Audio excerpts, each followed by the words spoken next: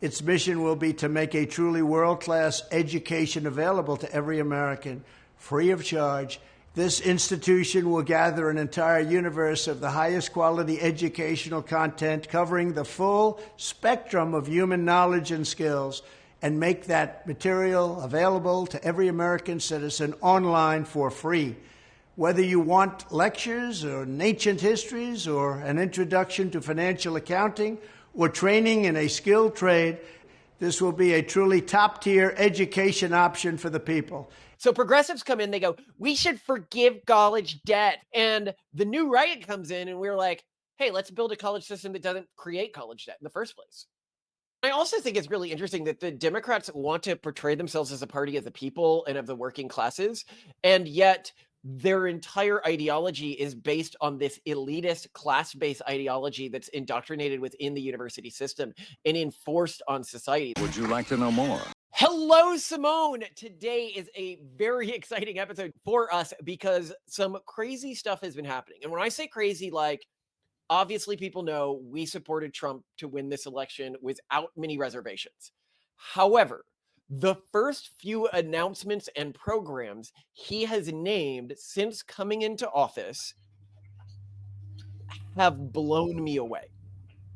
Like, they will be transformational to human civilization in a way that I almost cannot overstate, and could lead to human civilization going down a completely new pathway and a much, much more positive pathway. Basically, I think a lot of people were like, oh, what's all the things that this new Trump administration is going to do? What is it going to be like? How is it going to be characterized? Is it going to be characterized by the sort of reductivist Project 2025 ideas of like employ social controls on people, let's ban porn, let's etc.? Or is it going to be the type of stuff that would have come out of somebody like Elon, or the type of stuff that we're advocating for, like reforming major government institutions and trying to fix major systemic problems using very bold, aggressive solutions? And now we're seeing it is very much more on this side of things. So much so that the first thing that we're going to read about, for people who know us, they know of our Collins Institute. Our attempt to reform the education system is just two random individuals. Well, Trump is putting his finger on the scale as well with this. And the way that he is doing this is so reminiscent of the system that we put together. I believe that it may be based on it. Well, I know that people close to Trump right now, people who have been at Mar-a-Lago talking with Trump a lot about who is being appointed, had seen at least the commercial vid for the Collins Institute and had the Institute described to them over at least like a hour conversation. So I am quite certain that people in his orbit knew about it. So it's not wild. I'm not like a crazy conspiracy theorist for thinking that some of the Institute ideas were worked into this plan. So I'm going to play some video. In recent weeks, Americans have been horrified to see students and faculty at Harvard and other once respected universities expressing support for the savages and jihadists who attacked Israel. We spend more money on higher education than any other country, and yet they're turning our students into communists and terrorists and sympathizers of many, many different dimensions. We can't let this happen. It's time to offer something dramatically different. Under the plan I'm announcing today, we will take the billions and billions of dollars that we will collect by taxing, fining, and suing excessively large private university endowments, and we will then use that money to endow a new institution called the American Academy. One, I just love the Trump signature speech moves of billions and billions, et cetera. I missed him. It's so nice to have him back, you know? I think so many people after this election like thought that they were trepidatious about Trump winning or didn't want him winning, and then he won, and they're like, ugh. It feels like home, you know? Yeah, it feels like a sigh of relief. Like, okay, things are back to basic functioning again. Yeah, but no, this is, I mean, I couldn't agree more, and I'm extremely excited about this concept. And it bothers me the extent to which this very, very broken system has been funded, and funded in a way that doesn't benefit anyone, even if you wanted this agenda to be pursued. For example, even if I had created a cult system in the university that I wanted everyone to be indoctrinated within, I wouldn't also want them to then become disillusioned by that very system, by the amount of student debt they would be put in. So like, and there's nothing about this, regardless of your affiliation or agenda, that I feel works. So no matter what, I want to see it wiped out. Well, and I also think that we're seeing a few things here, right?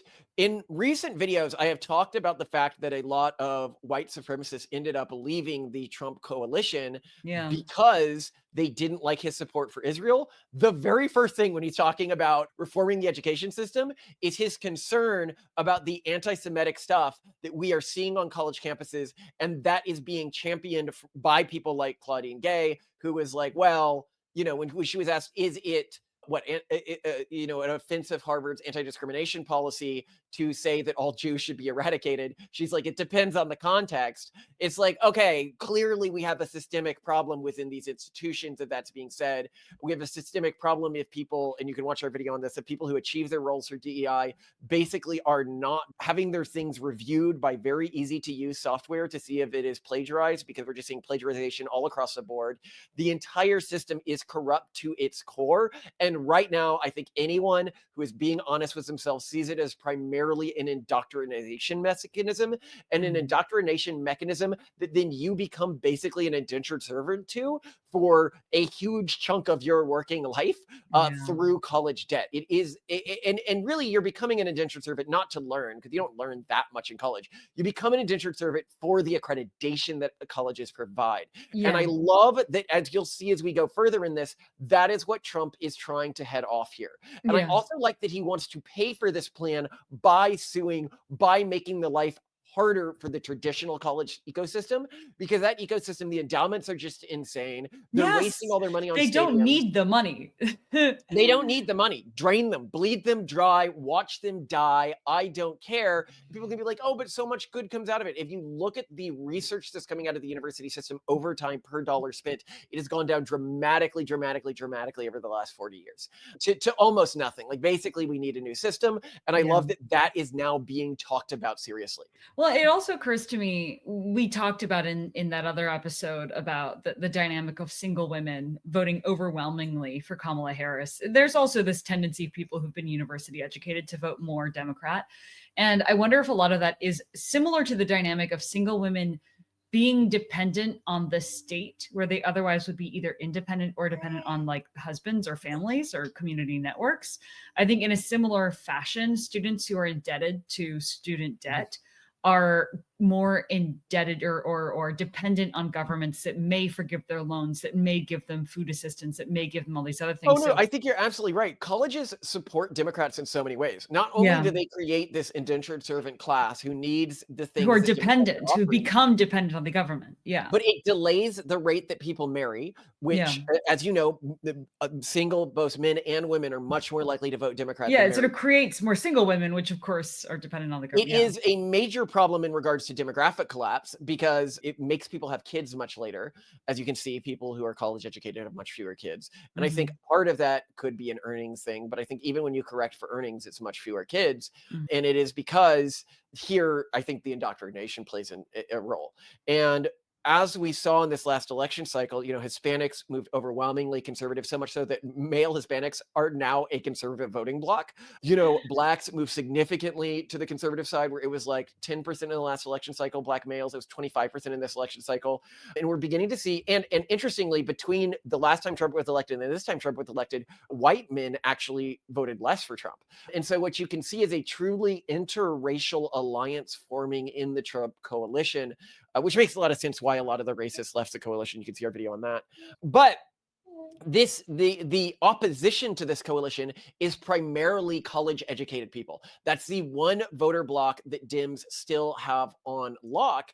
And a lot of Dems will be like, oh, it's because we have smarter people. But no, it's not an IQ issue. They went through an indoctrination system and now benefit from this class system that our society is based, where there is a group of our society that doesn't consider some people like truly adult until they've gone through college. Yeah. It's like a coming of age ritual, but okay. Well, and I want to make it clear that the university system doesn't have to necessarily dissuade people from starting families early. For example, you could create a new type of higher education or credentialing system that actively supports young families. And I think really the best time to have a family is when you're going through education, because when you're in the middle of learning and absorbing information and you have a flexible schedule and flexible classes, that is the best time to be pregnant or hanging out with a newborn, right? Because what else are you going to do but stay up all night, like nurse, take care of a baby, and like learn particle physics? It's perfect. And yet that is a huge missed opportunity. So I'm not saying that higher education is the problem. I'm saying the current corrupt, terrible, toxic university system is the problem. And that's what's being identified here. It's so cool. Yeah. And I also think it's really interesting that the Democrats want to portray themselves as a party of the people and of the working classes. And yet their entire ideology is based on this elitist class-based ideology that's indoctrinated within the university system and enforced on society. There could be nothing less, I guess, for the working class than that. But let's read the next 2 paragraphs here. Its mission will be to make a truly world-class education available to every American, free of charge, and do it without adding a single dime to the federal debt. This institution will gather an entire universe of the highest quality educational content covering the full spectrum of human knowledge and skills, and make that material available to every American citizen online for free. Whether you want lectures or ancient histories or an introduction to financial accounting or training in a skilled trade, the goal will be to deliver it and get it done properly, using study groups, mentors, industry partnerships, and the latest breakthrough in computing. This will be a truly top-tier education option for the people. It is uncanny how much this sounds like the Collins Institute. I love that, though. I mean, because obviously this is what we think would be ideal. This is what we built because we thought, what then in an ideal scenario, thinking from first principles, would people benefit from now, given the internet, given what's out there, given our economy, given the rise of AI? And this is what they're planning on building. Oh my gosh. Yes, please. Yes, please. Exactly. Yes, please. And we will be reaching out to anyone involved in this about having the framework we built with the Institute used as a framework for this. For anyone who hasn't checked out the Institute recently since launch, it's developed dramatically since then. We now have like an AI search function. We have everything's got pictures now. We're going to have multiple layouts soon. We're going to have a lot more tests that are written tests that are judged by AI. So I am really impressed by what we're building. But if we had access to flesh it out with this, you could get something that is just truly, truly, truly world class. The Collins Institute, a comprehensive skill tree comprising all of human knowledge, ranging from tort law to hanging drywall to the industrial transportation of grain or aquaculture pharmacology. Click on a node to open it. The node will include a description of what knowledge is needed to pass its test, as well as a list of the best places to learn that information. Vote on the sources that were most useful to you by clicking this button. To add an additional source, click this button. And the other thing that I really, really appreciate about this is the U.S. government, like why, it's almost sort of weird that this wasn't happening before. The U.S. government was funding individual state colleges to the tunes of billions and trillions of dollars a year, instead of just funding for top quality free lectures to be online. Like, well, but that's because when all of this was originally designed and all of the bureaucratic organizations were set into motion, the internet didn't exist. This wasn't a possibility. And I think that's the thing, is we need to, just like we talk about school, like primary school being a combination of giving kids a safe place to be during the day while their parents work. That's one element of it. Another element of it is just making sure kids don't kill themselves. So sort of giving them supervision. Another element is food service. And then this tiny little element to the side is maybe educating them. I don't know, kind of, I don't know, maybe.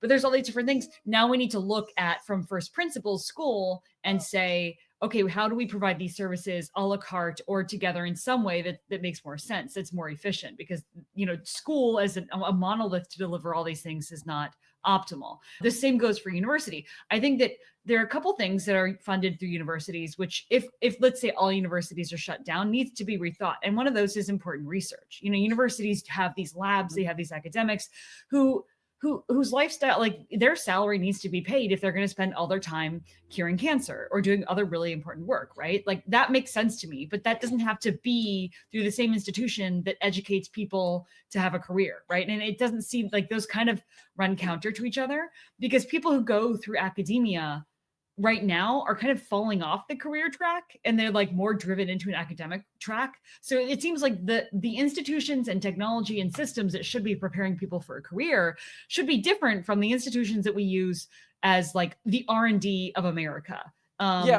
I think that what we're looking at here is the thing that prepares Americans to have a career, and we really just need that. Yeah, well, and here's what I find really interesting with this is I think that this is super indicative of what the new right is. So I have made some statements about the new right that I think are really borne out by this being one of his first major projects, which is the first being is that the new right, when contrasted with the left today, the core difference between the two is not on particular policies or on particular worldviews. It's actually that the left thinks you can make iterative changes to the existing systems, and the new right wants to make seismic changes to the systems. It just doesn't think they work anymore, and they need to be totally rebuilt. Yeah. And I had also pointed out that the reason why the new right made such a good coalition with Trump's original base is Trump's original base was, let's burn everything down. Like the education system isn't working, but there wasn't concrete plans on how to rebuild it. It was just sort of like, well, things will work, or we can do this at home, or we can, whereas the new right was, well, and I have a plan to use modern technology to rebuild it from the ground up systemically better. And I think that that's what we're seeing here is this combination of burn down Department of Education, build up new school system. Okay. Yeah. Yeah. I think that's accurate. It will be strictly non-political, and there will be no wokeness or jihadism allowed. None of that's going to be allowed. Most importantly, the American Academy will compete directly with the existing and very costly four-year university system by granting students degree credentials that the U.S. government and all federal contractors will henceforth recognize. The Academy will award the full and complete equivalent of a bachelor's degree. This point he's making here is really important for a number of reasons. And the first is the keeping it non-political, keeping out the wokeness, keeping out the jihadism, which really is on our university campuses. If people are like, what is he talking about jihadism on our university campuses? Like, when you see students chanting from the river to the sea on a university campus, that is jihadism. They're saying, I want to remove all of the Jewish people from the land of Israel with violence. Yeah. That is just like, there's nothing else to it. That is what's happening. People can be like, oh, come on, that's not really coming from jihadists. And I'm like, you should watch our video on who the #1 state donor is to the U.S. education system. It is the Qatari government, which is also the #1 financial donor to Hamas. They would have splinter factions on our university campuses. Good evening. As the conflict in the Middle East continues to rage, the motivations for each of the factions remain complex. Tonight, we're sitting down with a brave Hamas freedom fighter to find out what it is their organization wants. What deep and lasting vision are you looking to implement in the region? I just want to kill the Jews.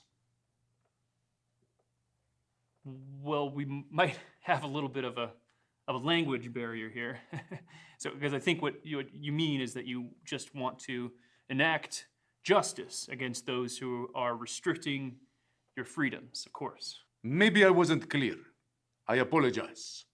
We want to kill all Jews who are restricting our freedom to kill more Jews. But just so our viewers understand, when you say kill all Jews, it's a metaphor. You don't mean that literally. Much like from the river to the sea, it is an aspirational call for freedom and human rights. Exactly. It is our aspiration to kill all Jews from the river to the sea, and then all the rest of the Jews. In fact, are there any Jews here tonight? What? Maybe just one or two I could kill, so the trip over wasn't a total waste. But that can't be all that you want. Oh, no. Of course not. We also want to uplift the LGBTQ plus community. Oh, so moving. On top of a building and then throw them over. That's not, don't say that you want to kill anybody. on TV. Okay, I won't say it.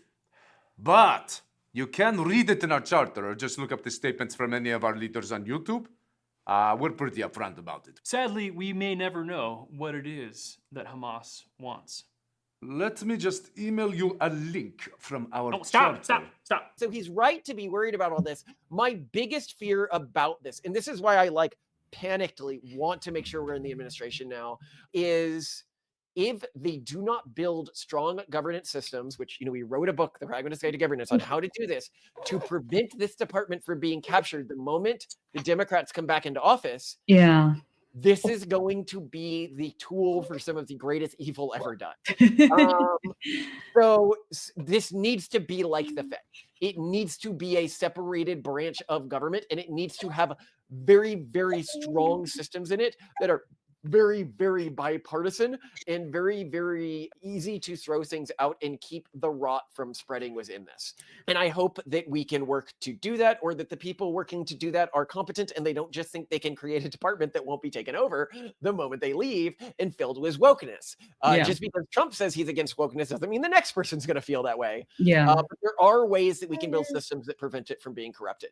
I do think that's something that is half-baked, not to criticize this because I think it's great, but we're also not shills. So something that is half-baked is this idea that, I appreciate that it's saying that the American Academy will have credentials of equal value as far as the government should be concerned with hiring as any other accredited university. I think that's great. However, when people are looking at credentials, the reason they like Harvard isn't because they think Harvard classes are necessarily better. It's because they know how exclusive Harvard is. So if someone was good enough to get into Harvard, just get in. And that's why Harvard dropouts have plenty of benefits too on the career market. Means that they must have something of value. It means that they are articulate, that they are ambitious, that they are hardworking, and that you can expect certain things from them. And I do think that when I come back to that whole my thing about parsing out the unique things of value that a system is creating, we need to be aware of what credentialing is and isn't.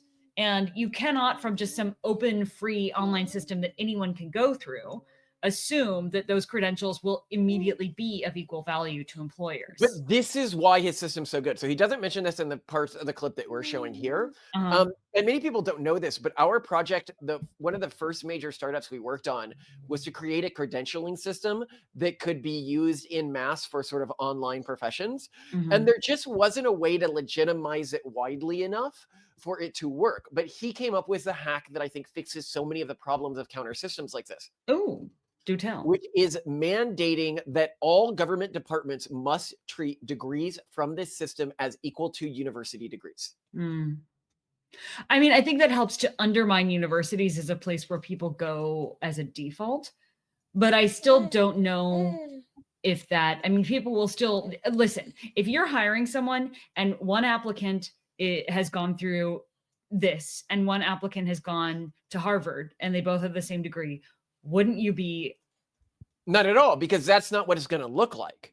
Okay. Because this system, like the Collins Institute itself, will be so vast in the degrees that it offers. Yes. You will have somebody coming to you with one Harvard degree, and then somebody of equivalent intelligence and workload coming to you with 30 degrees from this system. One in English, PhD, one in a PhD in physics, one in a PhD or a master's in, evolutionary biology. And then you, as an individual, will have to think which of these individuals, one, likely knows more, and two, is going to be harder working, more frugal, and more shrewd. And this falls into the category of, and a lot of people don't know this. So within our generation, if you look at the way the university system is ranked, it's pretty linear in terms of the quality institutions. You have the top institutions, then you have the institutions slightly under them, then you have the institutions slightly under them.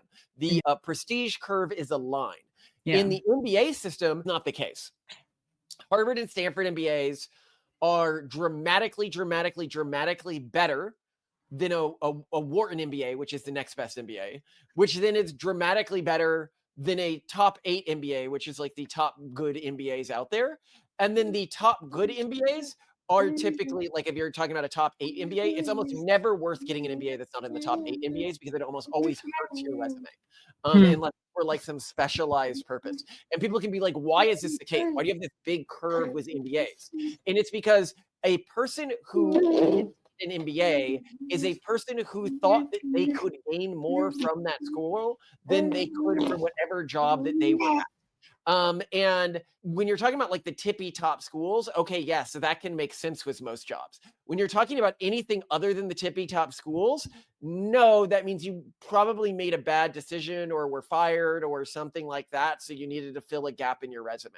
And so that's why MBAs are looked at that way. When a university degree, and we'll get to this in a second, can be earned at a fraction of the time of the existing system, then you have to ask, why did you spend 4 years and tons of money to get a Harvard degree when you could have gotten something fundamentally equivalent in a year and at no cost, right? And that then, for some companies, that will continue to matter, but the number of companies that continues to matter at, I think, will shrink really quickly, really fast.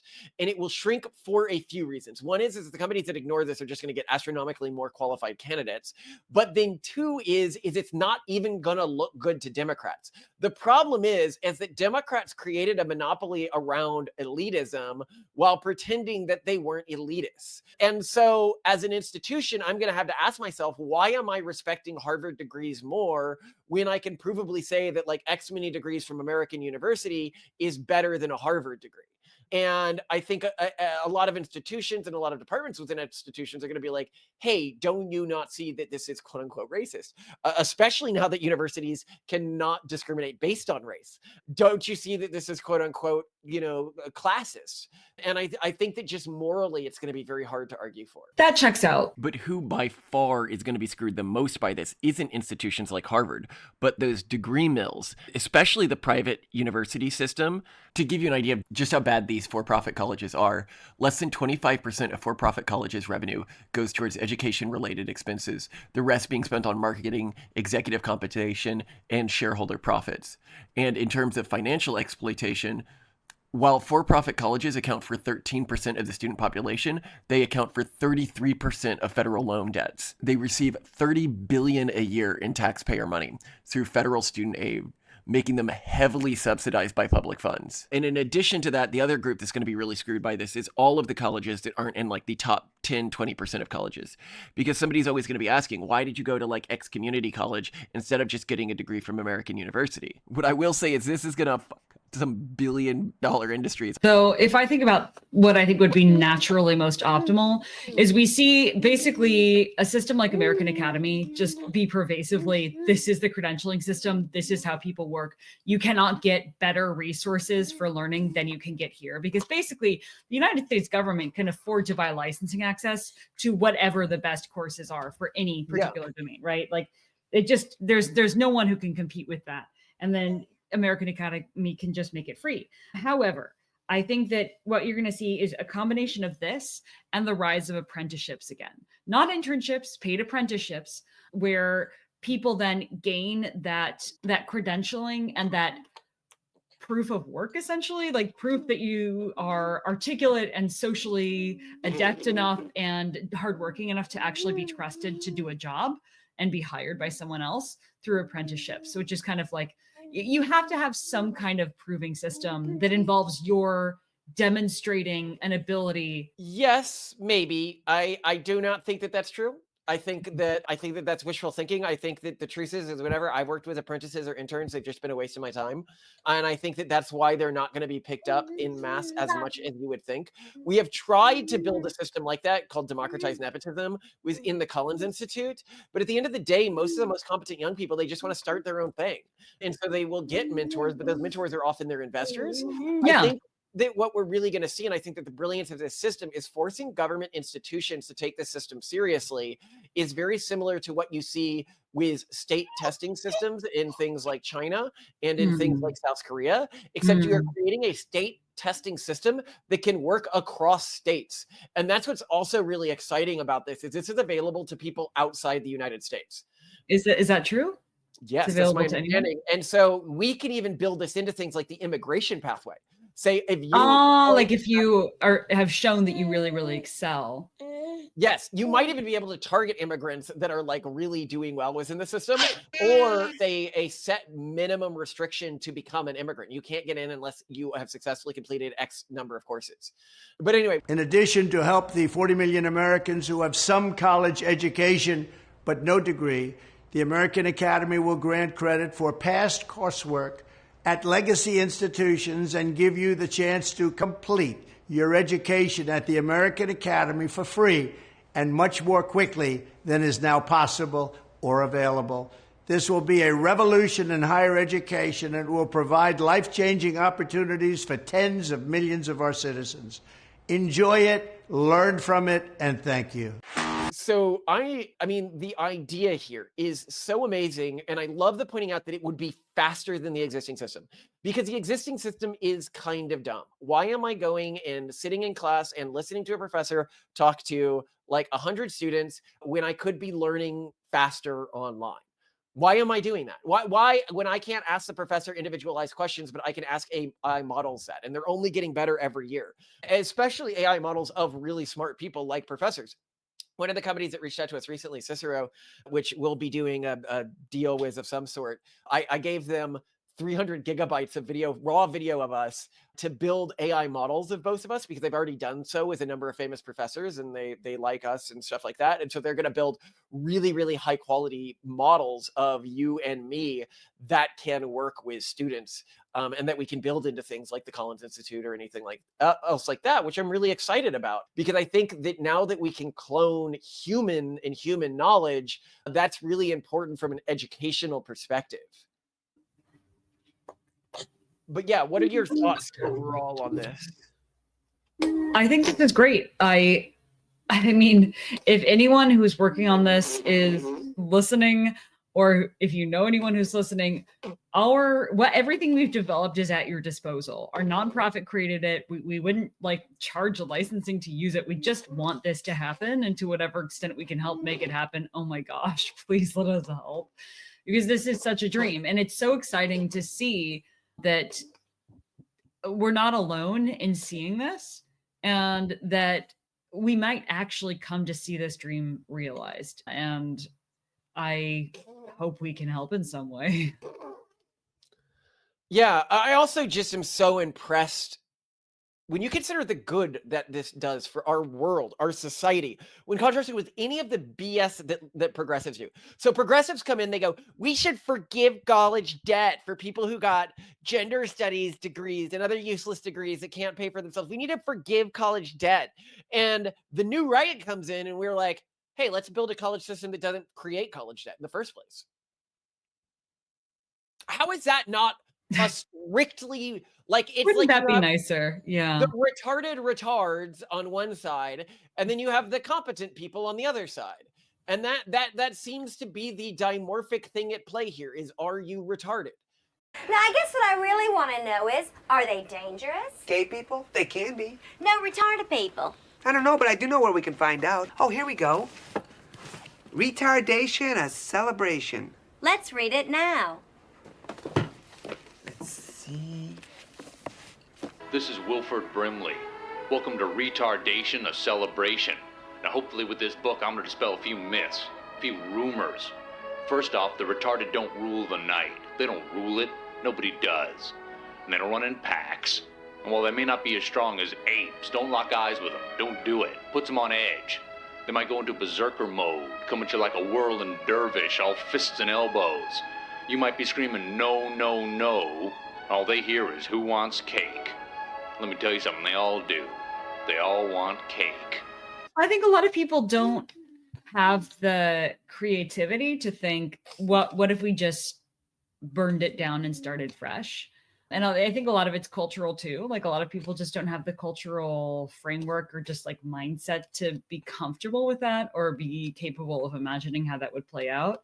And that's, again, why you see this mixture of Appalachian backwoods Scots Irish plus Silicon Valley. Like, these are two mindsets that are like, why wouldn't we build something entirely new?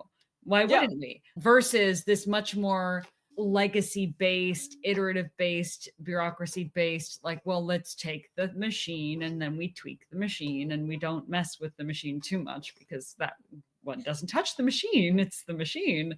And yeah, it does seem cultural, but I like to see this culture rise. I like to see your talk of a machine here because it is true. It's almost like we live in, let's say, some vault, and they built a religion around the machine, and the machine is like the bureaucratic systems. And it used to be that both the left and the right believed in this religion. You can't touch the machine. The machine is sacred. You can't, oh my gosh, you can't suggest improvements to the machine. You can tweak a part here or there, but no, you can't rebuild parts of the machine. And this new faction doesn't have a reverence for the machine. And I also think it highlights that the new right, the way it approaches things, the people who are telling you that it's an iteration on the old right, or the old right that has drifted in one direction, or an extremist faction was in the old right, as much as the left is saying, it's nothing like the old right. This is not the stuff that Pat Buchanan was fighting for. This is not the stuff that who is the one who is campaigning with Kamala Harris recently? Tim Walz? What? The old Republican whose daughter's gay. Dick Cheney? Yeah, Dick Cheney. This is not like Dick Cheney Republicanism, right? The Dick Cheney campaigning with Kamala Harris, like they work together because they both work with the system. Well, and that's, as Peter Thiel recently had an interview with Barry Weiss on the Honestly podcast, and he was talking about the machine that had sort of circumvented the primary for the Democratic Party, and then had sort of very, very undemocratically then selected Kamala Harris, and that it wasn't any person, that this isn't something that people are doing. It really is a machine. And this is this very inhuman bureaucracy that had come to take control of the Democratic Party. And Thiel's concern was, if they had won, there might be no stopping that machine ever. I agree. That's why this was such a scary election.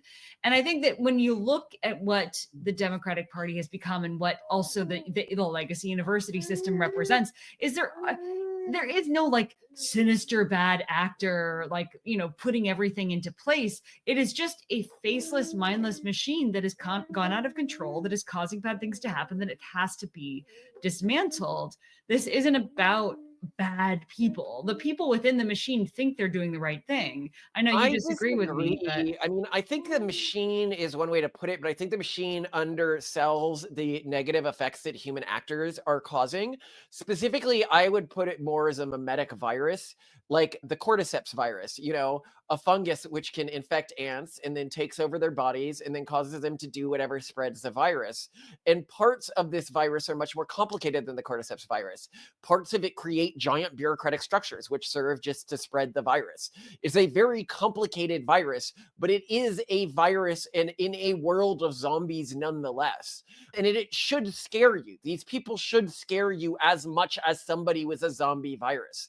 They should scare you if your kids are alone with them. They should scare you because all they live for is to spread the virus and to reinforce the virus. Anyone who was sane during this election cycle saw the Democrats descend into fascism. They saw their party cancel elections. They saw, like in the primaries, they saw their party use the court system to hit Donald Trump with ridiculous lawsuits where he was deemed a felon for paying prostitutes. I thought that's what you were supposed to do as prostitutes, is pay them. Like, how does it, what? Like, the whole thing was just ridiculous to begin with. And then people were like, no, it's mislabeling how you paid prostitutes. Oh, yes, he's going to write, I paid my prostitute. Malcolm, she was a porn star. She was a porn star who's being paid hush money. But let me tell you what. Kamala Harris not prostitution. Did not label his hush money payments to the maid. The point being is that it was obviously just weaponizing the court systems against the candidate. Very intense dictatorship. It had already descended into that.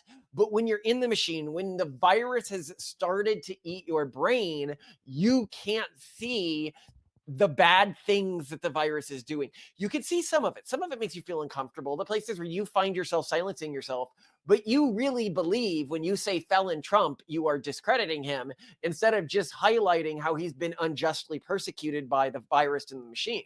You really have these blind spots in how you're describing and interacting with the world. You really believe when you go out there and you're acting like this is the Republican Party of the 90s, the homophobic party, instead of the party that like probably, and I think we'll see that in the next polling, about half of gay men are voting for. 45% was in one poll in the last election cycle, 35% within another in the last election cycle, but it's been moving really quickly. But I think that you say, oh, they're trying to stamp us out, when the exact opposite is the case. They're the only real defenders of the real gays left, as their movement is taken over by people who just identify as gay instead of actually had to suffer because of any. And I think that this also, it doesn't just piss off the left that this transition is happening. And we need to admit that in part, I can understand. There's a part of the right that's just like, the new right is just what the left was in the 90s. And this is functionally not true. It has some left-wing policies from the 90s, like we're okay with gay people, but other things, like the left in the 90s was not about recreating the entire university system. Like those weren't the types of policies that it was rushing to when it won a cycle. The new right is a completely new thing that is not like the old left. And when it's also largely a product of the fact that we are in the midst of a technological paradigm shift, and that the resources available to Americans and the resources available to literally run the country and run society are fundamentally different than they were even 15 years ago. And that as such, it is our obligation to reinvent a lot of these systems. And we have to remember, I mean, Curtis Yarvin really reminded us, especially me, when we were talking, that what the original founding fathers had built, one, they were rebuilding things quite fundamentally, very innovatively, right? These were people who were willing to start fresh and build from first principles to a great extent. That we've really drifted from their original vision significantly. And a lot of people are trying to argue that we can't make changes because this system is unimpeachable, when it was never meant to be this ossified system it's become. So I think that, when people are concerned about these changes, or they call them anti-democratic, or they call them autocratic and creepy and weird or whatever, I don't even know what the attacks are going to be yet. They're forgetting how our country was started and the mindset of the people who started it, and the fact that our nation is based on this foundation of people saying, we live in a new world now. We need to start with new systems. Well, I'd say that the deep state is real. The virus is real. It shouldn't just be thought of the deep state. I mean, it's a virus. These people believe they're in the right. They literally, like Harry Potter, can't see, like in Harry Potter, like the Muggles can't see magic. They can't see all the deception around them, because part of them is willfully ignorant to it, because they know that they need to pretend to not see the deception to maintain their class status within the society that the leftists have built. And I think the infected have built. And I think that a lot of people may hear all of this and they may think that this is something where we would be disheartened. And I don't feel that way at all. And this is one of the things where people are always like, oh, is your mission? You guys must be so disheartened. There's an anime recently called Zom 100. And in it, a office worker, you watched some of it with me, in Japan, who just hates his life as like a day-to-day office worker in Japan, not a good life. And then the world descends into zombies, and he's just like, awesome. Like, I get to run away from zombies all the time. It's not like my white life mattered before. I get to live this sort of action hero lifestyle.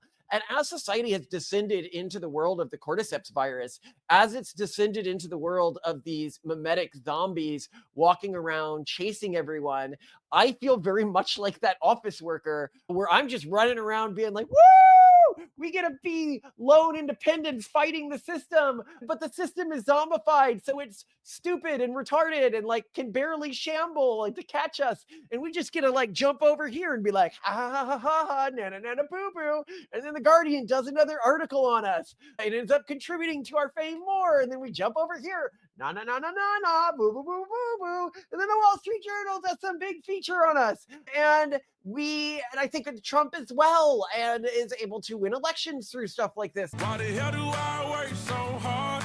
Good Lord. Someone put me up a double shot. Me and Jay Dale's got a history. There's a party downtown near 5th Street. Everybody at the bar getting tips. Everybody at the bar. It's getting kind of late, but the ladies want some more. And I think that the whole system is just so witless. It's like a giant leviathan that's lungs are collapsing under the weight of all of the cancerous tumors that have built up within it. like blindly swatting at this enemy it can barely fight. And yes, we're much smaller than the Leviathan, but at the end of the day, the Leviathan could kill us. If it lands one of these swats, people do get swatted, they do get smashed, they do get their lives and careers destroyed. But I'd say in large part, thanks to Elon buying X, this has changed. Really, and we pointed this out with our like cancellations are over episode, since the acquisition of X, the left has had almost no ability to cancel people. And it's tried to cancel us. And everyone was like that Ted Nugent thing. Like, oh, by the way, hold on. Great news, Simone. I told you this. The Guardian, which has done 3 hit pieces on us this year, it keeps trying to cancel us over and over and over again. It has a policy now where it doesn't post on X/Twitter anymore. Wait, why? Because all it was getting was like hate, and it kept getting community flagged that its articles were inaccurate whenever it was posting them. Well, that's really funny. And okay. Come on, isn't that amazing? That X is awesome. Well, I just also like, I think that these publications are becoming New York Times and The Guardian. They are no more now than glorified Substacks. And I think that quite concretely that a lot of Substacks make more in revenue than the New York Times and than The Guardian. And that is fundamentally shifting media. Like we've been talking about this all week, you and me. And I was just listening to another podcast I like called the Ruthless Variety Program. And they were talking about how they wanted to have this one guy from CNN on that they really liked just to have him on as a guest because they have guests. CNN disallowed this man from coming on the show because they cited the Ruthless Variety Program, a podcast and a YouTube channel, as a competitor. And so now it's basically explicit that these even TV channels that we grew up with thinking is like famous, like this is where the news comes from. It's CNN, it's a TV channel, like it's a big thing, 24/7 news, like huge staffs, famous people are now scared of, I think the Ruthless Variety Program started in like 2019 or something. It wasn't, it's not a very old podcast either. So people understand how big this is. MSN and MSNBC combined election coverage had a lower watch than Rumble's election coverage. Rumble. Nobody uses, we post on Rumble, but like I get like 57 views per video on it. Like it's nothing. And for people who understand, like we also have been able to rise as figures, even with the left's anger, despite all of this. And by the way, the next video that we're going to do on another one of Trump's orders, trying to defend freedom of speech within these platforms, it's going to be huge for us on platforms like Google because they won't be able to swat at us anymore, which they do now whenever we do something naughty. Oh, you're going to be excited about this. But, you know, we've been able to, I checked our rank. Our rank has risen recently. We're now in the top 2.5% of podcasts in the world. So just got to keep rising, get to that top 1% category. That's what I'm aiming for. I think we'll be there in a year. But what it means is we compete with dozens, as we pointed out, where the episode where we analyze how much people actually watch the New York Times, we get watch time equivalent to what 7 New York Times journalists are getting in terms of read time of articles that they're writing or involved in contributing to, which is, 7. When I say 7, I mean 7 for each of us. So 14 for the show, which is absolutely wild how irrelevant traditional news is becoming in this ecosystem. And it's become even more irrelevant after the results were announced for this election, because everyone was like, wait, so you've been gaslighting me for the past 6 months? Like, I watch you to learn about the world. You said, I think when Hillary Clinton lost, everyone was like, the pollsters fucked up. This time, everyone was like, oh, the news media was lying to me. They don't understand at a basic level how Americans think. And you can watch our video of how Democrats can win again. And in that video, we go over stuff from the New York Times. Like we have clips from the New York Times podcast. And you can see how fundamentally they don't understand the average American. They're like, we need to reach the American working class by better appealing to Black women. Because they said the Black women are America's working class, and America's working class. I think one of the challenges that the Democratic Party has is that they are going to have to rediscover the language of class, and not what class meant in the 1960s, but the understanding that really the working class today are women and women of color. I was like, what are you, what? Have you lost your fucking mind? and again, I'm not saying you don't appeal to black women. I'm just saying that mindset has nothing to do with appealing to America's working class. America's working class just want to put food on their table, whether they're a black woman or a white man. And the left doesn't care about them. And I also find it really interesting, all these crying videos I see after the election loss, which is like, you did this just for cheaper eggs and bread. And it's like, no, they did this to feed their family. It's that you have no one that relies on you, that you don't understand what a hungry child looks like because of expensive eggs and bread. Okay? Yeah. It's not just cheaper eggs and bread. It's they didn't want their children to starve. Okay, they're the big, the psychosis of the left, because they don't actually live in any sort of a scarcity world because they live off of government assistance. They're not aware of, they see everything as cheapness of a luxury product instead of as, anyway, love you to death, Simone. I am so happy with this administration, and I am so happy to discuss this next big change. God bless America. What's she doing? Oh, her shirt says "Daddy's little MVP." Oh, it does? Yeah. Are you Daddy's little MVP? Are you? What is the name of the next episode I should send to you? Oh, I'll stop recording. Sorry, I'm trying to find. It's got to happen. Well, so many it's things pretty happening short this weekend. It's a little messy up here. What else is happening this weekend? Well, I'm making your yam casserole. I'm making pumpkin soup and roasting pumpkin. I'm decorating the house for Christmas. And cleaning the whole house every week is a huge undertaking. You're quite the domestic, Simone. I'm very lucky to be married. I mean, it to you. doesn't sound like a lot, but like physically at the end of each day, I am spent. So, Okay, well, big weekend. Not the food making is not hard, but I just know it's all appreciated, Simone. I know how hard it all is, and I know what my room looks like because it doesn't get that treatment. And because you're not allowed in it. It's not that you don't want to. It could. If you vacated it and let me, I would. All right. Go in with my hazmat suit. And white. Oh, really? Yeah. Are those your favorite colors? Look, there's a white rectangle. Really? Yeah. And lots of white stars. And were you reading a book? Look, there's look, white. There's 2 white stars and 1 big red star. Wow. Where's the blue big star? There are blue little stars in the pattern. If you look here, all of those are little stars. You see? And look,